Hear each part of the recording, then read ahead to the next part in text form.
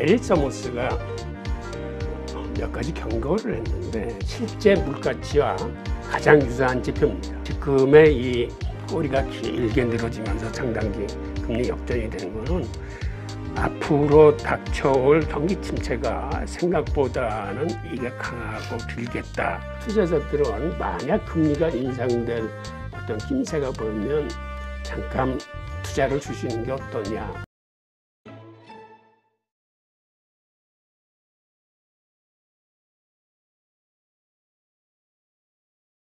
오늘 모신 분은 신유대인 이야기 저자시죠? 전 세종대 교수이신 홍익희 교수님 모셨습니다. 안녕하세요. 예, 안녕하세요. 요즘 양극화라는 말이 화두가 되고 있는 것 같습니다. 이게 이 빈부의 양극화도 문제고, 이 사상의 양극화, 그 다음에 사회 여러 가지 현상에서의 그 분열의 양극화, 이런 것들이 참 많이 화두가 되고 있는데, 그건 이제 아무래도 살기가 어려워지니까 그런 현상이 일어나는 게 아니냐, 이런 이야기를 많이 하더라고요. 근데 이제 이 경제와 관련해서도 이 부분이 많이 있는 것 같습니다. 오늘 그 부분에 대해서 준비하셨다고요? 예, 제가 오늘 준비한 거는 세계는 지금 정경분리와 실용주의가 대세입니다. 거기에 대해서 한번 말씀드리겠습니다. 말씀드릴 차례는 지금 화면에 보이는 이 순서대로 말씀을 드리겠습니다. 우선 최근에 레리 서머스가 몇 가지 경고를 했는데 그 내용을 한번 보시죠. 우선 단기적으로 이 양반이 지난 3월 달에 나는 6개월 후가 두렵다라는 얘기를 했어요.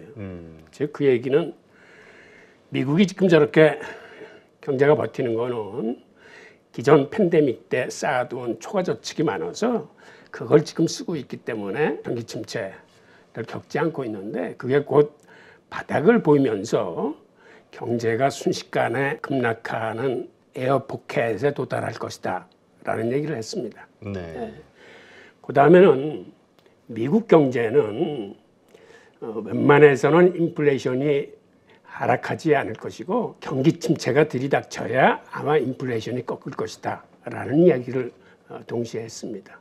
그리고 이 양반이 중장기적인 전망으로서는 어떤 얘기를 했냐면 미국의 영향력이 점차 약해지고 있다.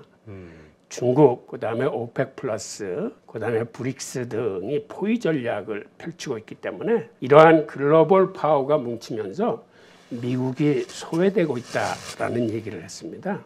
그래서 오늘은 이 얘기에 대해서 한번 좀 알아보겠습니다.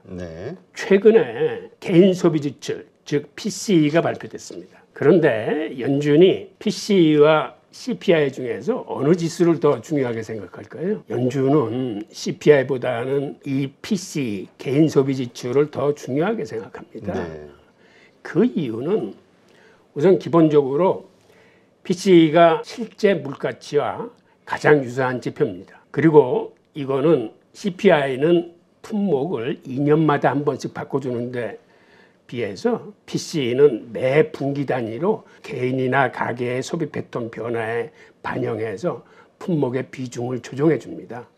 그러다 보니까 더 포괄적이고 더 최신 데이터를 가지고 지표를 만들어내는데, CPI는 그 달이 지나면 보통 이후 한 11일경에 앞서서 발표되고, PCE는 작업이 더 더디기 때문에 이건 매월 마지막 주 금요일 정도에 발표됩니다. 그래서 지난 4월 PCE가 5월 한 25일 정도 발표됐어요.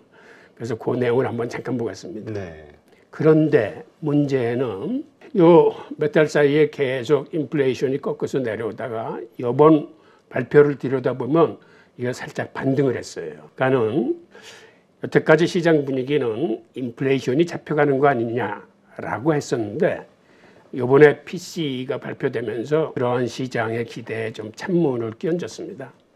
그래서 3월 4.2%에서 4월 4.4%로 오히려 인플레이션이 올라갔는데, 그리고 시장에서 전문가들이 예측한 예측치가 3.9%였는데 실제는 4.4%가 나왔어요. 그러니까 전문가들의 전망치에 비해서 훨씬 높은 수치가 발표됐습니다. 마찬가지로 동시에 발표된 근원 PCE도 한번 들여다보죠. 사실 연준은 이 근원 PCE를 더 중요하게 여깁니다.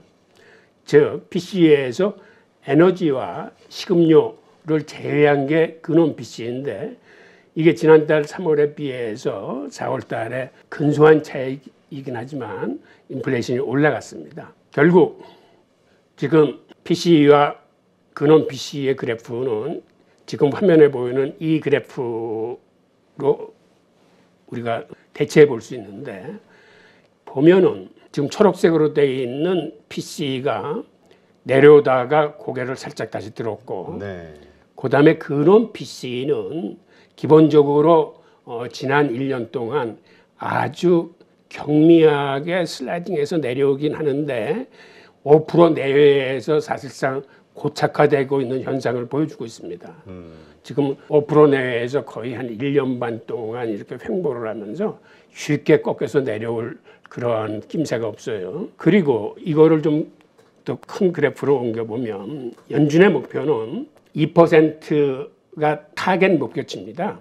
그래서 지난 한 20여 년간은 2% 내외에서 이런 PC가 움직이다가 팬데믹 사태를 맞으면서 급격하게 인플레이션이 올라간 현상을 볼 수 있고 그 다음에 헤드라인 PC, 즉 일반 PC는 올라갔다가 급격하게 떨어지고 있는 반면에 코어 PC, 즉 근원 PC는 이게 옆으로 횡보를 하면서 쉽게 떨어질 것 같지 않은 지금 모양새를 갖추고 있습니다. 즉 한마디로 근원 인플레이션에 대한 심각한 우려를 보여주고 있는 게 바로 이 PC 지수인데 네. 이게 지금 1년 반 이상 5% 내에서 횡보를 하면서 어떤 고착화 현상을 보이고 있고 이번 달에 발표된 걸 보면 지난 4월에 근원 PC가 전년 대비 4.7% 상승했고 전월 대비는 0.4% 상승했는데 이게 공교롭게도 지난해 레이달리아하고 네. 모건 스탠리가 전망한 게 있는데 그게 지금 적중하고 있는 모양새예요. 그러니까 그때 무슨 얘기를 했냐면 지난해 인플레이션이 연초에 잡히는 듯하다가 그렇게 쉽게 잡히지 않고 임금 인상 수준 즉 4 내지 5%에서 장기간 횡보할 것이라고 작년에 예측을 했는데 이 양반들 얘기가 거의 지금 맞아떨어지고 있습니다. 그래서 연준이 그들의 목표치인 2% 이내로 이 인플레이션을 잡으려면 앞으로도 상당히 오래 걸릴 듯한 이런 모양새를 보여주고 있습니다. 자, 그럼 이렇게 근원 인플레이션이 5% 내에서 이렇게 고착화되고 있는 현상은 지금 이 그래프를 보면 상품 수지는 굉장히 둔화되는 모양새를 갖추고 있는데 네. 그 밑에 서비스 수지는 오히려 경미하나마 계속 상승되는 모습을 보여주고 있어요. 즉 지금의 인플레이션은 이렇게 서비스 수지 그리고 서비스 수지가 가장 영향을 받는 거는 인건비 상승이거든요. 그러니까 인건비 상승이 주도하는 서비스 물가 지수가 지금의 근원 인플레이션을 견인하고 있다는 거를 우리가 이 그래프에서 알 수 있습니다. 네. 자, 그래서 이게 발표된 후에 6월 15일 날 미국의 FOMC에서 금리 결정을 어떻게 할 거냐라는 거를 모니터링을 해보니까 이게 5월 31일 날 이거 조사를 한 모니터링인데 그때까지만 해도 금리를 동결할 것이라는 모니터링은 38%, 금리를 0.25% 베이비 스텝으로 올릴 거라고 한 거는 62% 정도가 나왔습니다. 그러니까 6월 15일 날 금리를 적게나마 올린다는 쪽이 대세였었어요. 그런데 지금의 미국 경제는 사실상 금리를 더 이상 올리게 되면 감내하기 힘든 수준의 어떤 경제가 허약한 체질입니다. 특히 미국의 국제시장이 굉장히 허약해요. 네. 국제시장에 문제가 생기면 회사채 시장에도 경색이 되고 문제가 생기는 건데 그런데 이 수치가 제가 이걸 조사해서 어제 다른 유튜브에서도 이걸 방송을 했는데 그래서 6월 달에는 금리를 올릴 가능성이 크다라고 얘기를 했는데 이게 하루 사이에 또 바뀌었어요. 고용 수치가 발표되면서 이번에는 역전이 돼가지고 동결하는 게 더 우세하게 좀 그래서 제가 투자자 여러분들한테 말씀드리고 싶은 거는 이게 지금 엎치락뒤치락 하고 있기 때문에 사실 이번에 금리 인상이 되면 여러 가지로 힘들어지거든요. 그래서 투자자들은 만약 금리가 인상될 어떤 낌새가 보이면 잠깐 투자를 주시는 게 어떠냐라고 말씀드리고 싶은 형국인데, 그래서 지금은 과연 6월 FOMC에서 연준이 금리를 올릴 것인지 내릴 것인지를 투자자분들이 좀 면밀히 관심을 갖고 이 모니터링이나 이 수치를 계속 추적하셔야 될 거예요. 네. 그래서 지금은 올릴지 안 올릴지 모르겠어요. 어저께까지만 해도 이 모니터링도 보고 나는 올릴 거다라고 얘기를 했는데, 최근에 이게 하도 급격하게 바뀌니까. 그리고 이러한 상황이기 때문에 고금리 기조는 앞으로 상당 기간 오래 갈 겁니다. 네. 그것도 더 높게 더 길게 갈 가능성이 커졌어요. 이 PC가 반등을 하는 통에. 그래서 만약 금리 인상, 고금리 기조가 더 오래 간다면 이런 것들이 이제 시중금리에 사실 선반영되면서, 지금도 시중의 그 자금 상황은 어떠냐 하면 국채는 완전히 단기 국채 쪽으로만 몰리고 있습니다. 네. 장기 국채는 수요가 적어서 이 거래가 활발치 못해. 그리고 미국 재무부 스스로도 장기 국채보다는 단기 국채를 지금 더 많이 발행하고 있어요. 그러니까 단기 국채라는 건 1개월물, 3개월물, 6개월물 이걸 얘기하는 거예요. 그 다음에 자금도 MF나 영래포 등 단기 자금 위주로 돈이 몰리고 있어요. 네. 그러니까 이런 상황에서 현재 미 국채 시장의 수익률이 중장기 국채는 비교적 금리가 낮고, 오히려 단기 국채 쪽에는 금리가 굉장히 높습니다. 그래서 지금 장단기 금리 역전이 너무 지나치게 심화되고 있어요. 우리가 상식적으로 생각하면 단기로 돈을 빌리는 것보다는 장기로 빌리는 게 위험 리스크가 길어지기 때문에 금리가 당연히 높아야 되거든요. 그렇죠. 그러니까 3개월물보다는 10년물짜리가 당연히 높아야 되는데, 지금 시장은 완전히 비정상적인 시장이에요. 그러니까 3개월물이 금리가 5.4%인 것에 비해서 10년물은 3.6%예요. 네. 지금 이런 비정상이 그것도 지금 심화되고 있기 때문에, 이런 의미는 앞으로 경기 침체가 닥치면은 이번 경기 침체는 좀 더 심하게 오래 갈 가능성이 큽니다.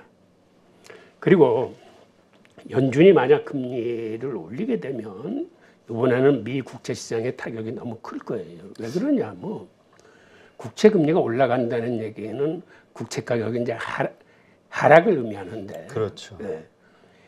금리 상승은 장기 국채일수록 그 타격이 더 커집니다. 그러니까 예를 들어서 1년짜리는 예를 들어서 1% 오른다면 가격의 차이가 1%뿐이 없지만 10년, 20년물 되면 그게 거의 7, 8%, 뭐 10몇 %씩 그냥 채권 가격이 하락하기 때문에 그거를 감내하기가 굉장히 힘들어져요, 시장이. 그리고 또 채권은 투자하는 그 단위 자체가 어마어마하더라고요. 맞습니다. 예. 그리고 지금 시중은행이 갖고 있는 게 이 미국의 장기 국채들이거든요. 그러니까는 그것이 가격이 더 하락하면 지금 중소기업들의 위기나 이런 것들이 이제 더 크게 노출되는 거죠.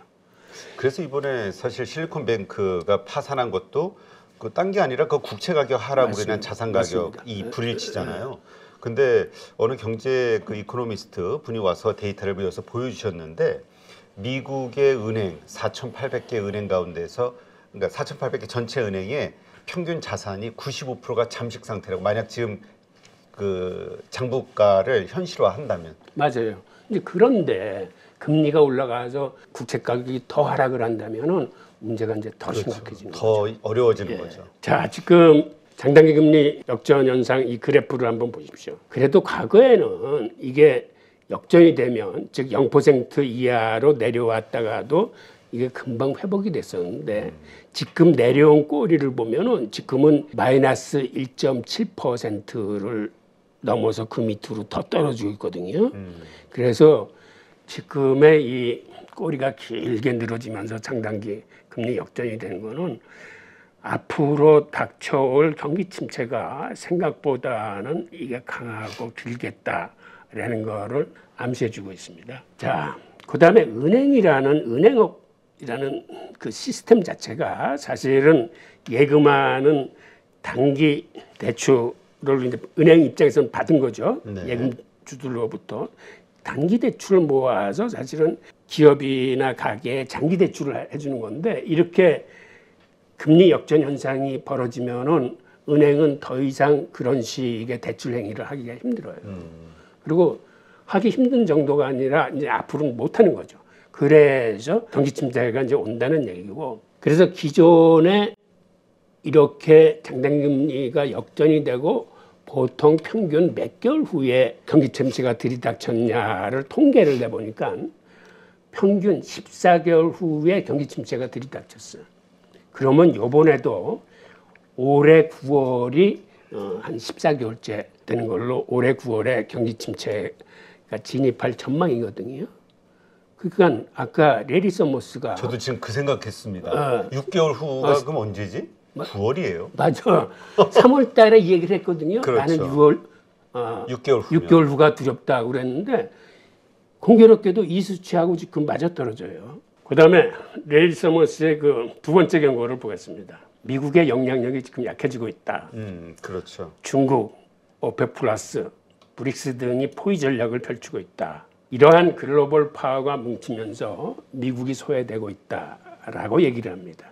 그래서 이 부분을 한번 좀 더 들여다보겠습니다. 우선 과거에 대공황 시절에 미국이 보호무역주를 채택하면서 세계가 굉장히 힘들었던 적이 있습니다.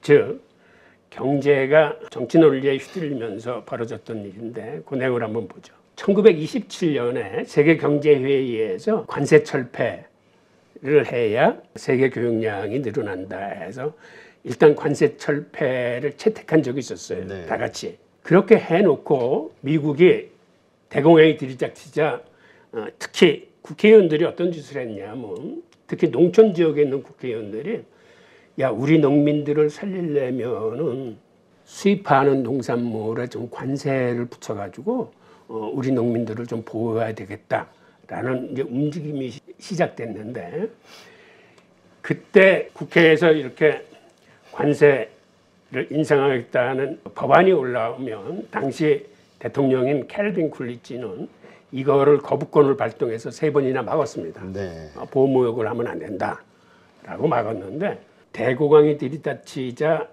1930년에 후보 대통령은 이러한 법안에 당시 스무트 홀리 관세법이라는 보호무역 법안이 발의됐을 때 여기에 서명을 합니다. 그래서 보호무역이 발동되기 시작해서 2만 개 수입품을 대상해서 1932년에 최고 59%까지 관세가 올라가요. 그러니까 이렇게 미국이 관세를 올리니까 경쟁 대상국인 다른 나라들이 미국 조치에 항의를 해서 한 30의 국가가 보복 관세를 올립니다. 그런 결과 어떻게 됐을까요? 그런 결과 세계 교역량이 급감을 합니다. 그래서 우선 미국 입장에서 들여다보면 미국의 수입액이 연간 44억 달러에서 15억 달러로 자그마치 66%가 줄어들어요. 수출도 같은 기간에 54억 달러에서 21억 달러로 61%가 줄어듭니다. 이렇게 미국의 수출입이 줄어들다 보니까 미국의 국민총 생산은 같은 기간에 한 27% 정도가 이제 감소합니다. 그리고 유럽과 이렇게 치고받고 싸우면서 유럽과 미국 사이의 교역은 거의 한 70% 가까이 줄어들어요. 네. 이게 결국은 어떤 결과를 가져오냐면 이 통해 세계 대공황은 더 길어지고 더 많은 실업자들을 양산해서 더 고생길에 빠지게 되는 거죠. 그래서 우리는 이러한 보호무역주가 세계 경제를 얼만큼 힘들게 했는지를 과거의 역사에서 이제 들여다볼 수 있는데 불행하게도 지금 대두되고 있는 어떠한 신보호무역주의, 즉 신냉전 시대의 대결 구도로 들어가면서 지금 공급망 재편이라고 이루어지는 게 결국은 어떤 의미에서 새로운 보호무역주의의 태두거든요. 그래서 이 관계를 한번 살펴보겠습니다. 네. 그 후보 대통령이 미국인들이 뽑는 가장 최악의 대통령 이럴 때 그 후보 대통령을 뽑더라고요. 맞습니다. 결국 저런 것 때문에 결국 산업을 보호하려고 잘해보려고 한 그 보호무역 그 조치가 맞아요. 대공황을 불러일으킨 오히려 반대 케이스가 됐거든요. 근데 그거를 그 당시 농촌 지역의 국회의원들이 주도를 해서 그 자기 지역구의 농민들을 살리겠다고 한 건데 결국 우리 지역구의 농민들을 살리겠다 혹은 우리 미국을 어떤 충격에서부터 보호하겠다라고 한 이러한 게 오히려 다 같이 공멸의 길로 끌어들이는 거죠. 네.